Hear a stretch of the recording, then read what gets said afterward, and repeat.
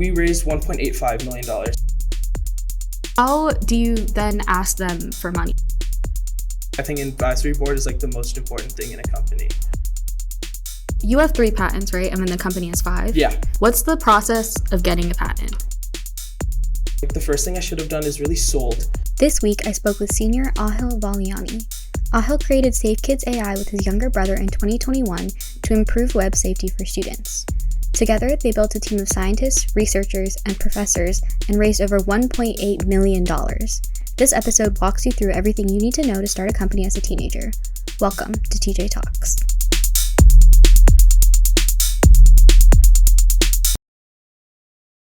I'm Aahil Valliani. I'm a senior. Can you explain Safe AI and everything? Okay, so just like the whole story? Yeah. Okay. So just the summer before freshman year, this was like right around the time during the pandemic where a lot of my friends like had laptops. Like this was the first time some of my friends and even myself had a phone, and we were always like on our screens. And so a lot of my friends actually struggled with their mental health, and it kind of led me to realize like how broken current like school softwares are and like parental regulation. And so like for a kid who's, let's say, struggling with their own mental health and they're searching for content that's not good for them online, current softwares will just block the page. And kids were smart. We find ways around block pages. And like for someone who's like struggling with, considering taking their own life, it's really difficult when you actually just block the page and you don't actually offer them any help. So that summer, I thought of an idea where when kids do search for this kind of content, we had like an AI co-pilot that'll come up and pop up a little window and tell kids why that content is not good for them so that they make not only better decisions in the future, but also for kids who are like struggling with their own mental health, we're able to get them like the help that they need instead of just blocking pages and allowing them to find workarounds. Can you explain the difference between the AI that Safe Kids is using and then like generative AI, which like most people think of AI, they think of like ChatGPT, like creating answers. Can you explain like the difference between what you're doing and what that is? Yeah, it's actually very similar. So I think I started it in 2020 to 2021. So it was around the same time as like ChatGPT kind of had its boom. The AI that we do is more image detection. So what we're able to do is it's not necessarily just a browser-based plugin. It is, but like we're able to take screenshots of the page. So like we're able to like identify different like types of categories, so that whether that be weapons or gaming, but also for prompting, we have it's based on the student and based on kind of their age, the types of prompts that come up, and they're all dependent on the type of field. So that could be adult content, that could be weapons, that could be even stuff as gaming and gambling is also like a big problem amongst teens in this area. So it just depends on that. And I think GPT is generative AI, and we actually have it more hard coded based on types of responses. And so we had a psychologist on the team. So instead of just relying on that generative AI aspect of it, we were able to make sure we have our prompts that really suit the needs for people and what they're going through. Can you explain how you created like the program itself?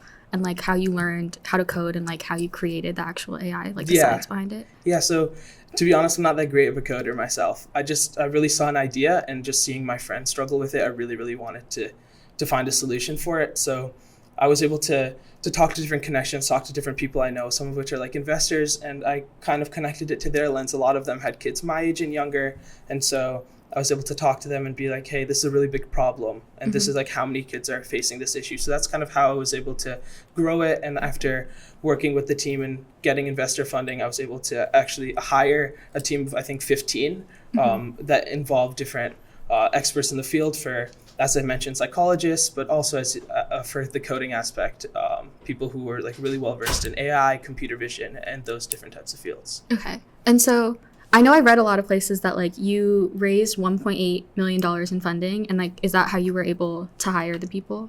Yeah, so we used that for hiring them, and then also just for different types of things like patents. So we have 5 under Safe Kids, so we were able to use that funding for those different types of things. How'd you get all that funding? Yeah, so it was actually, I was 14. So I obviously couldn't do it myself. So I was able to get help. So my parents are also entrepreneurs. So I was able to kind of ask him for, the hard part is finding the right people. And so after my dad was able and my mom were able to be like, hey, I know this person who's done this in the past. So I was able to get on a call with them and go to different events where I was able to talk to investors and really pitch it close to home. Because the really important part about entrepreneurship is not just finding the right product, but a product that like once you tell it to someone, they can use right away. And a lot of these investors, as I said, had kids my age who were really worried about their own kids and their internet safety. So that's kind of how I was able to pitch and get investing. What's your advice for someone who might be like doing a similar thing to you and they don't have the connections to be able to like reach out to people to get funding? What's your advice for then finding the right people to do it? Yeah, absolutely. I think a lot of it works with like who you're working with, the space you're in. Like there's so much help at TJ. So I think like even going to teachers to talk about like if you have an idea and if you know a teacher's kind of in that space, that's really helpful.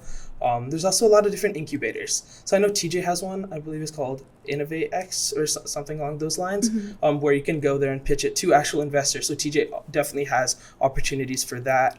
And like a big thing is also just even before you get down like the rabbit hole of entrepreneurship, and this is like a mistake I made along the journey, which was instead of just building out software and then trying to sell it, if you have an idea that's so good that you can go to, if you're, let's say, like if your users or your consumers, people who would like write the check for your product or parents, you can go to your neighbor and ask them, hey, I have this idea. Would you pay me now? And I'll give it to you at the end of the month. So you're able to pretty much sell an idea.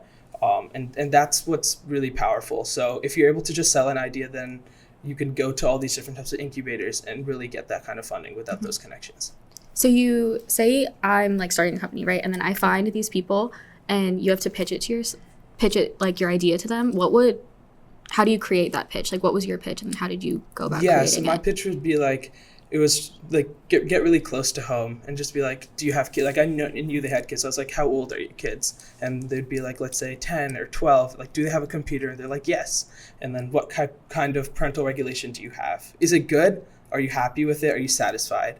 And they're like, no, there've been some cases where it's blocked different sites like gaming and stuff, but my kids have found alternatives. And so right there, I was able to identify the fact that they had a problem and that my thing would do this. And I was like, what if there was a software that wouldn't just block the page and let your kid find like a workaround, but it would tell your kid, hey, you should be doing this. You should be doing homework right now. You should be doing this and that. It's not the right time for this. This is why you should be doing something different. Do you think your kid would change to that? Do you think they'd be on gaming less? And if the response is yes, then you've pretty much found their problem and a solution that they'd really be willing to pay for. How do you then ask them for money? Because that can be kind of like an awkward question, right? How do you do it? Yeah, so for investors, it's a little different. So like this is like the first step in finding like, hey, like investment, the main purpose of investment is, as you mentioned, being able to get a team together, patents, get a website, get it out there. But the real deal with this is how many users do you have? How much are people willing to pay for it? So that's the first step, is finding to see, will people pay for it? And the investment, like if they see a problem, if they see a solution that would benefit them financially, then they would give you the money. So like if you're able to do that same pitch and say, hey, I have like 80 different people I've talked to, maybe even hundreds of people that would right now write me a check for a product that I haven't built yet. They see that your idea has promise. You already have users that will be onboarded, and they're most likely to write checks out and give you money if they see a product that'll actually work and succeed. How much money did you guys end up getting? We raised $1.85 million in investor funding, and then I had another round of funding. Like it's a family and friends round, which is usually right before or after, and we were able to raise around $200,000 through family, friends, and like connections to build it up initially. Wow. Okay, so you have all of this money, and then you mentioned you were like hiring people to then like do the actual coding of it. Yeah.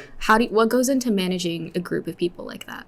I was working around the clock with different time zones, so I think a difficult part was like I think I had someone in Argentina, someone in India, and then a lot of the team was here based in the US. I think a lot of it is just like they know exactly what they're doing. And this is what I struggled with initially too. I was like 14. I was just so hell-bent on finding a solution that worked. I have a problem, I need to make it work. But like over time I realized like how important it is. Like I'm not an AI expert by any means, but the guy on my team who is, he really is. So you have to give them the liberty to work and really, like, I think delegating is the most important part, like giving each individual bite-sized tasks to people. And kind of the important part for someone like me was to tie it all together, to package it, to pitch it, and really get on their level when you speak. Like I was learning a lot more than I was 14. I was learning what's important in the field. So it's like a whole learning journey for me.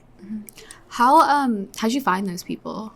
I actually got on Upwork. So Upwork, like you can do pretty much if you have like, hey, I need a website, someone can build it out. And I was able to kind of I had little bite-sized pieces that I wanted solved, and I actually found people through that I really, really liked, and I was able to give them like full-time positions. What does the contract process look like for that? For like picking like the salary and like negotiating and everything like that? That was a lot of discussions with them, and to see kind of like, because they obviously had full-time jobs, and a lot of times you have to match the offer better. But like based on like the quality of the work, I was like really impressed with some of the people that I had on my team, and I was also able to work with a lot of like my own school counselors from 6th grade in my elementary school who would be willing to come on the board and help me. Like I was like 14, so I got shepherded by a lot of people that were important in my life. So that was like parents initially, but then it was like my school counselor. One of the connections I found through investing, he really, really liked the idea and wanted to continue helping. So they were able to kind of advise me on saying like, hey, this person's making this much right now.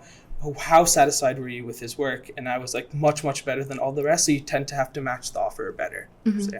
Okay, so you have all these people that were like doing the science coding of it. And I know you guys have an advisory board of like 6 people, right? What's the difference between what they do and what you do?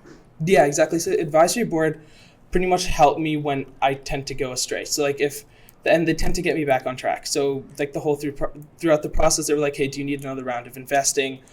Is this problem really working? And they were able to open up a lot of their connections to me, because one of the people I know was actually on a school board. So he was able to be like, hey, I know this person, let me introduce you. So they kind of help like jumpstart the process for me. And as I mentioned, like help me with like different problems that I never encountered. So this was the first thing I've ever started. And so they were able to really shepherd me through the process. And that's why like I think advisory board is like the most important thing in a company. So they were really able to help me get this product out. Yeah. So you have 3 patents, right? And then the company has 5? Yeah. What's the process of getting a patent? Yeah, like so we had a patent, like a patent lawyer in Delaware. So we pretty much had an idea that we were like our novel idea was this framework that's like the foundation of Safe Kids, which is called pause, reflect, and redirect. So when kids go to sites, we'll pause the page because it gives kids time to think. Reflect will be that education component of telling kids like, hey, this content is good for me, it's not good for me. Like it'll tell all those types of things, and then redirect them to something more, something better. So like homework, going outside, getting fresh air, things of that sort. And that's something that's never been employed in this space. So that framework is something that, alongside like the AI component of taking screen captures of pages and running AI on it, was one of our patents. So I wanted, like the whole goal for the patent process is to make your patent as broad as possible. So something that can apply to many different fields, because that's where like the worth of the patent really comes from. And so I was initially way too broad. And they were like, no, this can apply to not just education, not just what you're working on, but like thousands of other fields. And so I had to like slowly, like then the patent lawyer would come to me and we'd have to work out making it a little bit more specific, and then eventually it gets passed. So. How do you decide whether something is worth like applying for a patent? Yeah, so in this case, this pause, reflect, and redirect and like the screen captures was pretty much all Safe Kids was. So without it, there was no Safe Kids. So it was something that I really, really needed to have. And for that reason, I thought it was important for me to patent it, because if someone else did Safe Kids, it's like pretty much done. And like pause, reflect, and redirect was like that whole concept that I thought of in the summer before 9th grade. It was that what if question I asked, and it was so central to Safe Kids that I really thought we needed it. Not only to like, patents are really good for also like showing like the worth of a company, and IP really like IP, which is like the code, and patents is like really important to a company. And so it definitely like helped the worth of the company. And it was also like the foundation of why Safe Kids is Safe Kids. So once you got like the patents that you needed and you created the product itself, how do you then get it to your customer base, which is like the students? Yeah, so I think the first step is a proof of concept. So for us, it was pilot program. So before getting like typical deals are like 7 year, 5 to 10 years, and majority around the 7-year mark. Before you do that, you need like a month or 2 months in a school to see, hey, does it really work? Did it get the outcomes it desired? So I was able to talk to a couple of like through my advisory board. They were able to point me to a couple of people that they really knew, and I was able to kind of show them what Safe Kids is. would they be willing to have us on for 1 month or 2 months to see how it goes? And there were obviously tons of rejections, but we were able to get 2 districts, and we had over 1,000 kids for 2 months. So after that proof of concept, so pretty much how that went was, I think multiple kids were actually, Safe Kids stopped multiple suicide attempts. We were able to intervene in those, and even a potential school shooting we were able to intervene in as well. So the interesting thing is when kids went to these sites and we were able to educate them and be like, hey, this content is not good for you, 80% of them didn't even attempt to search for it again. So that really showed me that, like, hey, pause, reflect, and redirect works. It changes the way teens and adolescents think and behave, and it's really important for them to actually start being able to make their own decisions. Because like eventually if you have like these parental regulations up until college and they're all gone, it's like a recipe for disaster. And that's kind of the way that I was able to talk to other schools after that. I was able to say, hey, I have this much data, it worked. And so that's like the first step before getting those long-term contracts. What school districts did you go to with? Yeah, I had one in Prince George's County and then one in A+ Up charter schools in Texas. Okay. And then, so once you do the pilot program and you like get all your numbers and you fix all the issues that you have, what are you like working on now? What's the future of it? So I'm just reflecting on like the whole journey too, because there's definitely so much I could have done different, and I've learned a lot and I'm really grateful for it. But in hindsight, as I mentioned, like the first thing I should have done is really sold to users. I should have been able to go to a school district. I know how hard it is with school districts, but to be able to be like, hey, I have this product, I have this idea. You're dealing with these types of problems right now. Would you be interested in something like this right now? And if they're able to say yes, I would write out a check right now for you, and I would then build it out to show that I really had a need. Right now, at that time, as I said, I was like really hell-bent on having it done because I really saw an issue, and I was really close to it with a lot of my friends who struggled. And so what the problem was when I went to school districts, it all looked good. Pilot programs did incredibly well. And I've had, I believe, 800,000 students about to enroll, and I think that's like $3 a year. But more than just the money aspect, the whole goal was to help as many kids as possible, and that's exactly what that was doing. The problem is on that last day, on that last meeting, when the superintendent has to sign that page, they said, let's say if a kid is struggling with their own mental health and they're contemplating taking their own life, and we get that notification saying, hey, you need to intervene. Eventually, the AI can only do so much. You need someone to actually step in. And if that's, let's say, on a Monday at 8 p.m. outside of school hours, and that superintendent and that school counselor or whoever that is in that school doesn't respond in time, doesn't see the message, and let's say that kid does take his own life, the school is liable. And that liability kind of told superintendents, hey, I'd rather not know. I'd rather not. Your product obviously works. It's a great idea, but I can't risk my job. And so I'd rather not know. And that liability is something that caused all 800,000 students and all those contracts to just like collapse on the last day. How did that work with the pilot program? Because I know you mentioned that you had experience with students like taking their own life. Yeah, they were much smaller schools. And the thing was, it was just for a month or 2 months. And there was another software running as well. So it was both of them in tandem. And that's the since it's a pilot program, the liability was on us. And there were those like much smaller districts and very few schools, because we had around 1,000 users, which in hindsight, that's almost one school. Like that's less than TJ. So the liability wasn't a problem in pilot programs. The pilot programs are more of a proof of concept, as I said. Like it showed that the idea worked, but the problem was always liability. And that's something I didn't realize until you tie schools down to 7-year contracts in big school districts where you don't always have like one person to manage like just this class of like 10 to 15. So that's what really made it difficult to get those contracts. Could a solution be like only having the program work during school hours? Like, is that something? I mean, we've tried that too. The problem is, what if we send them a message and they still miss it? Like that's still a problem. Like that intervention is still a big problem. Like if you look at current approaches, it's pretty much a block. It's like it's a decade old approach of just, hey, block the site.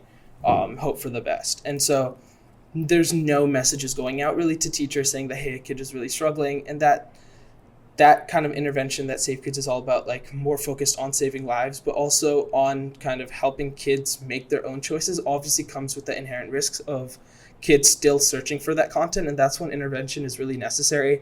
And that's something that's never really been in the school market before. And that's why even coming from like a teen pitching to these schools, and also with those liability concerns, it made it extremely difficult to figure that problem out. Mm-hmm. Did you ever get offers from other companies to like purchase your patents or your ideas? I did, yeah. I had an offer from a multi-million-dollar parental regulation company. I can't disclose the name, but I turned that offer down. So that would have been to take the patents, Safe Kids' patents, all the code, and it was a really good amount. But the problem was like it was a hard decision, and I think this is another thing that entrepreneurship comes with is like not just when do you sell out, but how close are you to a problem? Like I knew exactly what they would do with it. Like we kind of posed a risk of, like as I said, the patents were so broad, they had so much value that they were worried that this would be something that they would need to use eventually. Mm-hmm. And that parental regulation is also just more focused on blocking pages. And so I knew they wouldn't use it. But the whole part was, again, taking out a much smaller company and taking their patents. And my whole goal, as I said, was to help as many students, help as many kids as possible. And I saw that my patents and all the work would pretty much go away because it wouldn't be used. So I decided to turn it down and try to pivot. And that's what I'm doing now. I'm working on a consumer extension. And I'm also working at the Texas House of Representatives to write legislation that makes education a requirement for states and for social media companies and even like different sites. So I kind of turned my approach to be like, hey, my initial goal was always help as many kids as possible. So that's why I turned that offer down. Are those two things that you mentioned you're doing right now, is that still through Safe Kids or is that like a separate project? No, it's a separate project. I think like the whole mission that I had pretty much since freshman year was to help with this problem of kids' online safety. And so I've been reading like all of Kids' Online Safety Acts and all the legislation, and obviously legislation plays a huge role in this problem as well. So I'm working both ends. So I'm trying to find a consumer thing that could go to like families and households and work like that. So that way, like there's no liability concerns. But I'm also working on legislation to see if I can make an impact through that as well. Mm-hmm. What's like your biggest piece of advice? Say there was a freshman coming into TJ right now and they have this goal that they want to do. What's like your first like biggest piece of advice to them to then starting that? I think the biggest thing is like if you're really passionate about a problem, like the most important thing is considering different avenues. Like It doesn't just have to be this one thing, and that's something I realized. Like I was like so certain I wanted to do it through the company aspect, which I'm still working on, but like you have to consider different things. Like I've never wanted to go into a field of like writing like politics and legislation, but I did and actually fell in love with it, and that's something I want to major in college now. So like through that process you really see like what other things you really enjoy, and I also feel like I'm making a big impact through that as well. So just like keeping an open mind, like obviously working hard on one thing, but also trying out different avenues because you never know what works. Mm-hmm. Okay, my last question is, of course, like people have very differing opinions about AI in general, and I'm assuming you have like a more positive angle towards it because you use AI in your program. Yeah. So like, what are your thoughts on the future of AI and like how it's going to be used in schools? Like, what are your opinions on all that? Yeah, no, I find it really interesting just because I was at Hack TJ yesterday and I just saw like this is the first time I actually use GPT quite often, not just for like fixing little bugs in code, but also like for planning ideas. Like, hey, what do I want to do?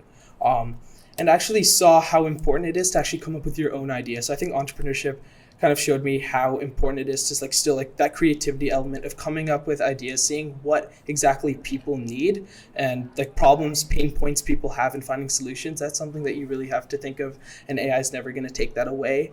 But for like the coding element, like I see it as a really valuable tool in schools, not just the way Safe Kids does it to help kids, but also for like learning like before tests, making like study guides, answering questions that you really struggle on. But I think there's like a fine line between how much it can be used. And I think that's something that I think everyone is trying to figure out right now. And I'm honestly not sure. I'm not sure whether that line is or where it's going to be in the future. But I definitely see AI as being like a tool that's definitely going to stay in education and pretty much everywhere. And I think it's still going to be a really, really crucial part of life. That reminded me of something else I wanted to ask about, because I read, when I was doing research, I read that a lot of people were really concerned about privacy in terms of like student and like browsing history and what Yeah. they're doing on their laptops. So how did you like approach that whole idea of like ensuring you maintain kids' privacy while also like protecting access? Yeah, no, that was one of the biggest concerns for me. And that's something I really have problems with for other industries. Like I think there was like a case in another, I believe this was California, where the parental regulation software, like a kid was speaking in confidence to a teacher about like a doc that he wrote that he was struggling with his own mental health.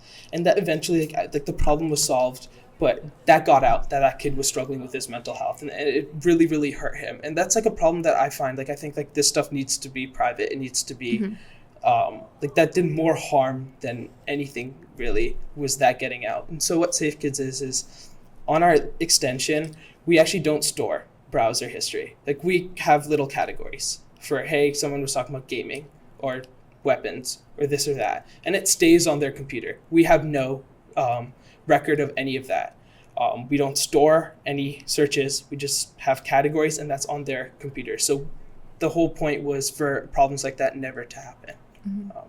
That's kind of all the questions I have. Can you think of any last pieces of advice you'd want to say? Well, for freshmen, I'd say like if you're really interested in entrepreneurship, I think like the biggest thing is just like it's like those soft skills of like, can you like get yourself out of your comfort zone and talk to people and be like, and go to different industries, go to different, like when you go to different events, always keep an eye open to be like, hey, this thing only does this. What if it did this? Like just keep asking yourself questions, and eventually you'll land on an idea that you're really passionate about and you see that could work. And just to reiterate, I would say really make use of TJ. Like TJ has really great opportunities. So whether that's in almost every field. So talk to teachers, participate in like those events, like the incubator that TJ has for business and entrepreneurship. And I think from there, just like keep working at it. Like entrepreneurship is a really cool thing, and it's a really great journey for me. I learned a lot. Like I definitely failed a lot through my 4 years, but I think I learned a lot more than I could have imagined. So I'd say just like entrepreneurship is really cool, and I'd consider a lot of people, like no matter if you want to go into STEM or whatever you want to do, always like keep asking yourself questions about, hey, what if this existed? And that wraps up our episode with Aahil. Tune in next week to hear from an artist and her advice for improving digital pieces step by step. Thanks for listening. From tjTALKS, this is Gray Sharma. See you next time.